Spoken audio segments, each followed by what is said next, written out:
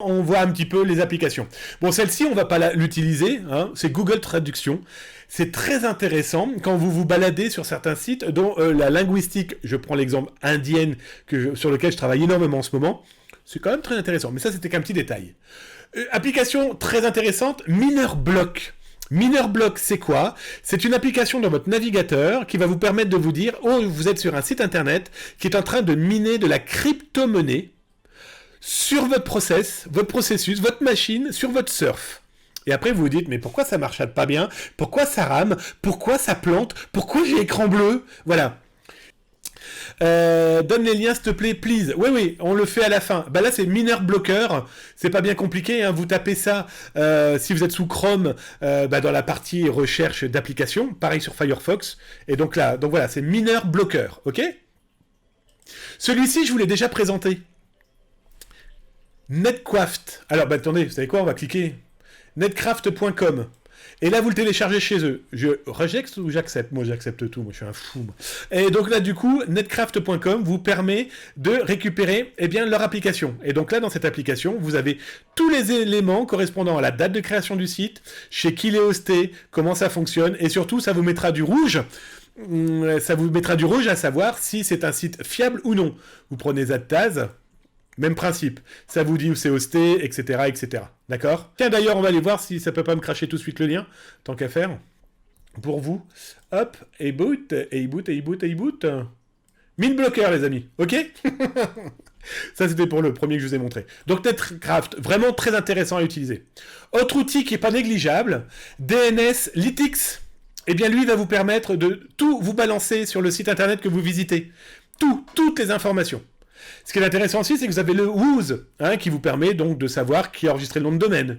Ce sont plein de petites informations qui, quand vous êtes sur un site internet, je sais pas, on va prendre au hasard la FNAC, pour la France, on va prendre la FNAC, d'accord?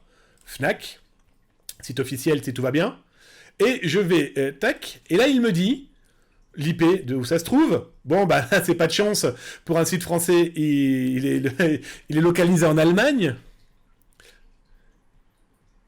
Et vous avez toutes les informations qui peuvent être très intéressantes. Est-ce qu'il est détecté comme spammer? Tiens, il n'est pas listé chez ici. Et mais après, vous avez plein d'autres options. L'IP, etc., etc. Donc je vous laisse, voilà, c'est vraiment très intéressant. Intéressant aussi, je vous le conseille, Web Analyzer, qui vous permet d'analyser l'intégralité d'un site internet. On peut tricher sur certains petits détails, mais c'est plutôt intéressant. Donc là, vous voyez par exemple que Zadtaz tourne sur du WordPress 5.5.3, il y a du MySQL, il y a du Twitter derrière. Voilà, c'est très intéressant parce que du coup, ça vous permet d'utiliser et de savoir à quoi vous avez affaire derrière. C'est pas négligeable pour la cybersécurité, mais aussi pour un surf sain. Ça permet de se dire, suis-je bien sur le site qui s'annonce être en France, en Allemagne? Est-ce que c'est bien la cyberboutique qu'on a visitée, etc., etc. Ensuite, celui-ci aussi très intéressant, MetaMask. Alors MetaMask, pourquoi il est intéressant? C'est que, comme il vous le dit, c'est un coffre-fort sécurisé si jamais vous avez des Ethereum, ok? Mais ce qui est très intéressant aussi pour cet outil, c'est qu'il va vous alerter si un site internet est en train de faire de la crypto sur votre dos, mais pour générer de l'Ethereum. C'est pas négligeable, voyez. Ça, c'est aussi très chouette. Ça permet de faire croire au site que vous visitez que vous êtes, par exemple, alors ça s'appelle Mobile Device, d'accord? Je dis n'importe quoi, ça s'appelle comment? Je suis très con, je suis en train de lire User Agent Switcher, pardon. Le mec, il dit n'importe quoi, il lit un truc... Je donne plus les noms. Non, j'ai plus envie. T'as raison. Donc c'est ça. User Agent Switcher. Même principe. Lui permet de faire croire aux sites internet qui vont vous recevoir que vous êtes soit sous Apple, iPhone, sous Android, sous un Windows Phone, sous un Tizen OS, c'est chinois, un Symbian, ou alors chez Mozilla. Déjà là, ça va permettre de faire croire au navigateur que vous utilisez, cet outil, ce mobile, ce téléphone portable. Après, vous pouvez lui faire croire que vous êtes sous un navigateur, Chrome, Opera, Firefox, Safari, etc., etc. Et après, vous pouvez faire croire aussi au site que votre navigateur est passé par Android, que c'est un Firefox, et qu'ensuite vous êtes sous Windows, sous Linux, sous macOS, sous Chrome, sous IBM, IBM aussi, voilà, ou encore sous un FreeBSD, ok?